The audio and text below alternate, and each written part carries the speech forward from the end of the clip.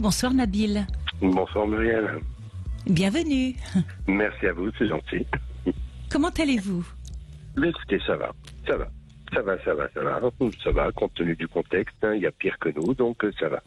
Voilà. Oui, quand on regarde autour de soi, on se dit toujours que on est encore bien loti par rapport à beaucoup de gens qui sont face à de graves difficultés. Exactement. Et vous, racontez-moi Nabil. Eh bien, écoutez, moi, je suis déjà ravi de participer à votre émission et puis essayer d'avoir quelques conseils de votre part. Voilà, je vous explique, je vais essayer de faire assez court.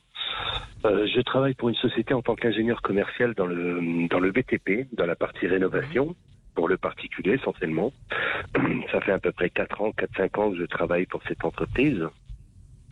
Oui. Je suis assez bon dans ce que je fais, voilà. Sans prétention. Non, mais c'est bien de le reconnaître. C'est voilà, bien. je suis assez bon et mes résultats le prouvent aussi également.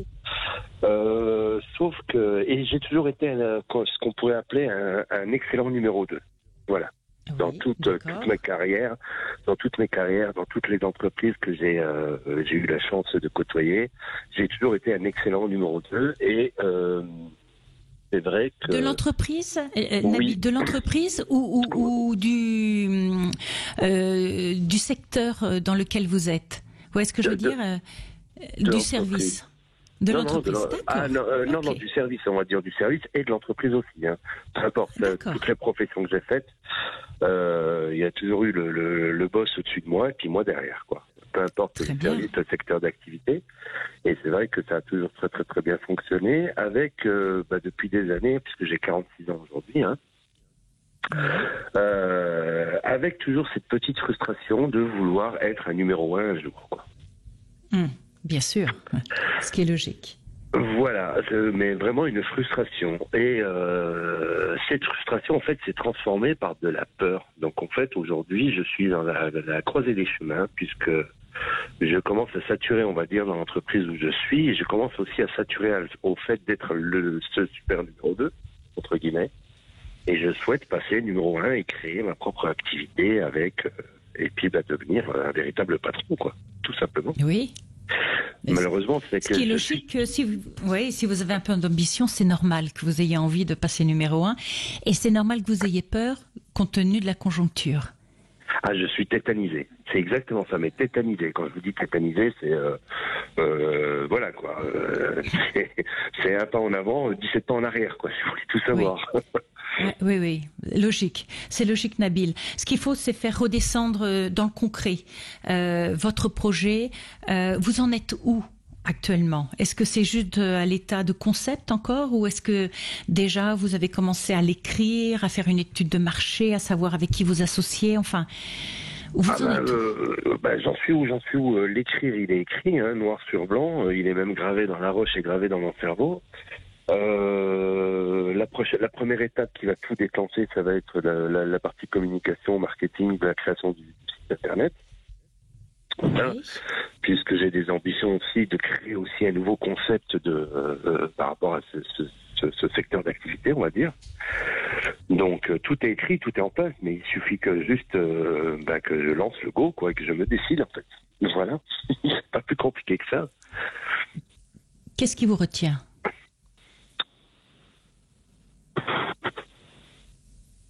Qu'est-ce qui me retient concrètement? Non, c'est la peur de manquer, quoi, en fait. Tout simplement de pas pouvoir, que ça démarre pas comme je le souhaiterais, alors que c'est complètement, si je peux me permettre, c'est complètement stupide, parce que en toute objectivité, voilà.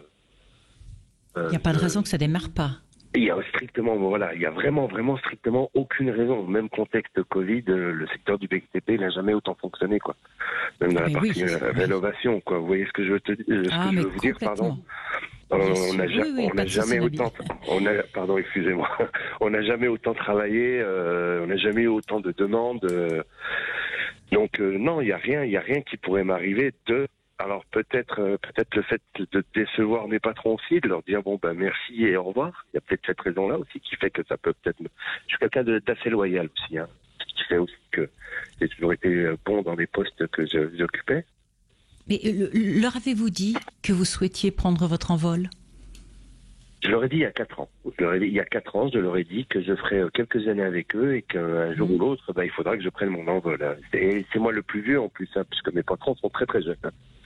Les patrons ont une trentaine d'années, donc voilà, et que je leur ai rapporté pas mal de succès par rapport à cette activité-là. Même en termes de chiffre d'affaires, quoi. Chaque année suivante a été supérieure que l'année précédente, quoi. Donc voilà, quoi. Et aujourd'hui, 46 ans, je suis pas certain de toucher une retraite. Vous voyez ce que je veux dire? Ça reste utopique aujourd'hui. Oui. Ça reste très utopique, voire une fiction. Donc je me dis que aujourd'hui, c'est à moi de préparer ma retraite. Et quand j'aurai 60-65 ans, il sera peut-être trop tard, quoi. Et donc peut-être que là, aujourd'hui, je suis assez mûr pour me lancer. Mais c'est vraiment tétanisé, quoi. Alors, c'est vrai que 2020 est assez anxiogène et ne rassure pas sur l'avenir. Mais voilà, quoi. Oui, mais Nabil, comme toute crise, 2020 sera une opportunité pour certains et un désastre pour d'autres. Donc c'est à vous de savoir de quel côté vous allez vous situer, et je pense que vous pouvez en faire pour vous une véritable opportunité. Mais ce que je ressens, c'est que malgré tout, face à ce projet, je vous sens un peu seul. Un peu, le mot est faible. Vous êtes très seul, et je pense que c'est ça qui vous plombe pour l'instant. C'est-à-dire, si vous n'en parlez pas autour de vous, vous n'aurez pas des gens qui vont vous soutenir dans votre démarche, qui vont Oui. Pardon, excusez-moi, je vous coupe. J'en ai parlé hier. J'ai ma petite sœur qui est chef d'entreprise. Oui. À qui j'en ai parlé hier soir, parce que c'est vrai que là, ça me travaille vraiment. Et qui a été pleine de sagesse et d'objectivité et de motivation, puisque c'est moi qui l'ai formé aussi dans ses premières fonctions. Voilà, j'ai toujours formé des gens, j'ai été formateur aussi pendant pas mal d'années, et elle m'a dit, écoute, il faut arrêter, quoi. Il faut arrêter, derrière la peur, il n'y a que de la réussite, quoi. Donc il faut que tu fonces et que voilà, t'as formé des centaines et des centaines de personnes qui sont devenues aujourd'hui des personnes connues et reconnues dans leur domaine d'activité. Donc il n'y a pas de raison que, quoi. Voilà. Nabil, vous savez, vous êtes comme un champion qui prépare les Jeux Olympiques. C'est-à-dire, c'est que vous avez passé une bonne partie de votre vie à vous préparer. C'est ça. À aider les autres, à faire en sorte que ça réussisse autour de vous. Exactement. Et là où vous êtes confronté à votre propre réussite, mais vous savez, parfois il y a des sportifs de très haut niveau qui échouent parce qu'ils ont peur de réussir. Ou qui n'y vont pas parce qu'ils ont peur de réussir. Ça arrive aussi, même dans le sport de très haut niveau. Là, vous êtes face à vos Jeux Olympiques, Nabil. Vous êtes face à vos Jeux Olympiques, et je pense que, en l'occurrence, vous êtes bloqué parce que vous êtes sur le plot de départ pour la compétition. Et pour l'instant, la seule chose que vous voyez alignée côte à côte, c'est tout ce qui pourrait faire que vous allez échouer. Tout à fait. Alors que, en vérité, si vous osez juste faire le premier pas, et le premier pas, c'est peut-être d'en parler à vos patrons actuels qui, peut-être, vous ne savez pas, vont trouver votre idée géniale et vont avoir envie de vous accompagner, même en vous soutenant, en vous finançant peut-être. Vous ne savez pas toutes les portes qui vont pouvoir s'ouvrir. Tant que vous n'avez pas fait le premier pas, et vous savez, une fois que vous allez avoir fait juste le premier pas, eh bien, vous allez pousser une porte. Et en poussant cette porte, alors vous allez trouver de superbes surprises, probablement aussi des difficultés auxquelles vous n'avez pas forcément pensé, ou peut-être celles auxquelles vous pensez mais qui arriveront bien plus tard. En tout cas, derrière cette première porte, il y a des bonnes surprises et il y a des choses à gérer. Mais vous allez les gérer au fur et à mesure, petit à petit, au fil de l'expansion de votre projet, de votre entreprise, de votre travail. Et vous allez vous rendre compte que vous ne ferez finalement pas beaucoup plus que ce que vous faites actuellement, mais vous le ferez pour vous. Et là, tout d'un coup, mais ça va vous remplir à l'intérieur.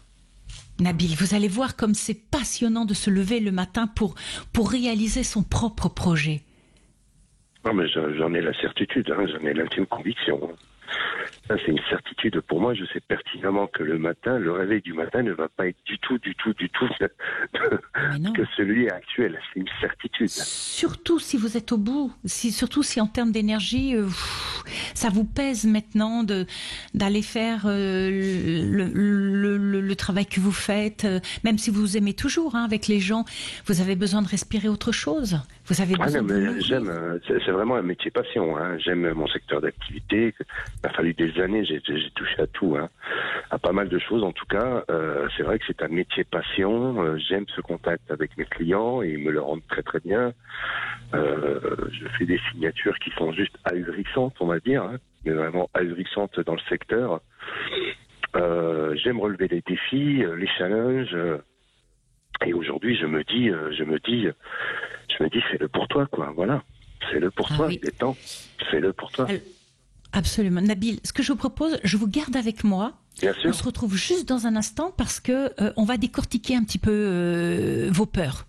Et je pense que c'est en y mettant en face les choses positives, vous allez voir que finalement les peurs sont justifiées et sont nécessaires, mais elles ne doivent pas vous empêcher d'avancer. Je vous dis à tout de suite. Sud Radio, écoutons-nous, 21h, 22h30, Muriel Hermine. Et je sens que ça booste au standard de Sud Radio, donc n'oubliez pas, nous sommes en direct. Vous pouvez donc suivre l'émission sur la page Facebook Live Sud Radio, ou bien, et n'hésitez pas à me mettre des petits mots, je les partagerai à l'antenne comme ça, ou vous appelez Léa qui vous attend au standard au 0826 300 300. Pour l'instant, nous sommes avec Nabil qui veut se lancer dans son entreprise personnelle, qui est dans le bâtiment. Le bâtiment est quand même actuellement un des secteurs qui marche très très bien, Nabil. Je comprends votre peur de vous élancer. Est-ce que vous pouvez m'expliquer quelle est votre plus grande peur? La plus grande, celle qui fait que vous êtes en panique. Ma plus grande peur, celle qui fait que je suis en panique, c'est de manquer financièrement, je pense, par rapport à ma vie de famille, à mes charges. Je crois que c'est ça en fait. C'est ça parce que alors que, si je peux me permettre, alors que je ne devrais pas, puisque je sais pertinemment que ça va matcher, quoi. C'est ça le pire. Oui, d'accord. Alors oui, mais d'un côté vous le savez, vous le savez avec la tête, mais souvent les peurs, c'est un sentiment spontané, naturel, la peur, qui vous prend aux tripes et qui fait que tout d'un coup, il y a le palpitant qui se met à fonctionner et on est dans la panique. Manquer financièrement, vous partez en ayant déjà des chantiers en perspective, donc des clients? Pas du tout. Là, j'ai pas de chantier, j'ai pas de clients, j'ai strictement rien du tout. Voilà. D'accord. Et justement, c'est peut-être là où vous pourriez, pour vous rassurer, Nabil, travailler simplement par rapport à votre dossier, de dire ok, si je lâche, d'abord combien de temps vous vous donnez? Est-ce que c'est dans les 6 mois qui viennent? Est-ce que fin 2021 vous vous dites je suis à mon compte et vous avez 12 mois? C'est déjà, donnez-vous un laps de temps pour passer le pas. Le pas là, comme vous avez dit tout à l'heure à juste titre, je suis sur les starting blocks là en fait. Je suis sur la ligne de départ. Et le coup de feu du départ arrive incessamment sous peu. Pourquoi je vous le dis ça? Parce que je le sens aussi au plus profond de moi-même. C'est-à-dire que plus l'échéance arrive et plus je suis en panique. Là, je suis vraiment en panique. Vous savez, juste avant le coup de départ. Oui, donc je sais que ça va se faire. Je sais que ça va se faire et que la décision est déjà prise. J'ai pris ma décision. Je suis en plein dedans. Ça, c'est une certitude. Et je pense que début d'année, c'est parti, quoi. Voilà. Ah, d'accord. Donc c'est très proche. Oui, c'est très, très, très proche. Et puis, je suis pas du genre non plus à vivre trop, trop longtemps avec des peurs. Voilà. J'aime bien affronter mes peurs aussi. C'est mon côté un peu schizo. Nabil, faites de votre peur une alliée. C'est acceptez-la, regardez-la, dites-lui que, comme si vous lui parliez à une personne, dites-lui, ok, je sais que t'es là, je sais que t'es une petite alarme dans ma tête et c'est bien que tu sois là, c'est ok, mais c'est ensemble, on va avancer parce que votre décision est prise, donc vous êtes prêt à vous élancer. Si vous avez peur de manquer financièrement, la seule chose qui peut vous rassurer, c'est peut-être de bien partir avec votre employeur, donc de lui en parler prochainement et restez ouvert à son attitude et laissez-lui le temps de digérer et de voir comment il va se positionner par rapport à ça. Et vous pourriez être surpris, Nabil, du fait que... Probablement. Ben, ça tombe bien, je suis en entretien individuel annuel demain après-midi. Oh, bah vous voyez. Il n'y a pas de Restez hasard. ouvert. Ouais. Ne projetez rien, ne pensez pas à sa place. Posez les choses comme vous les sentez en lui expliquant que vous avez peur. Laissez-le digérer quand même, parce que je pense que ce numéro 2 qui part, ça risque de perturber un peu l'entreprise. Donc la réaction peut ne pas être forcément oh tu pars, c'est génial, je suis ravie pour toi, mais une fois ce moment passé, regardez comment il réagit et si vous vous entendez extrêmement bien et que vous pensez pouvoir apporter à l'entreprise qui deviendrait votre client quelque chose de plus, pourquoi pas partir avec eux dans la poche? Vous voyez ce que je veux dire? Ça rassurait votre côté financier. Si vous aviez deux, trois partenaires, 2-3 clients, 2-3 chantiers en perspective, ça vous donnerait sûrement un peu plus d'assurance. Très bien. Très très bien. Oh Nabil, vous m'en parlez d'ici la fin de semaine? Vous me rappelez jeudi? Ben oui, écoutez, je vous rappelle jeudi soir, sans problème. Comme ça, sans problème, et je vous dis ce qu'il en a été. Sans problème. D'accord. Sans problème. Et le cas échéant, selon ce qui se passe, eh bien, on pourra réfléchir ensemble à des pistes. Et, en tout cas, je vous envoie toute mon énergie, Nabil. Merci beaucoup. Vous avez tout pour réussir et n'oubliez pas, ce sont vos jeux, il y a votre médaille d'or à aller chercher au bout. Tout à fait. Merci beaucoup en tout cas. Merci Muriel. Belle soirée à vous. À vous aussi, au revoir. À bientôt, au revoir.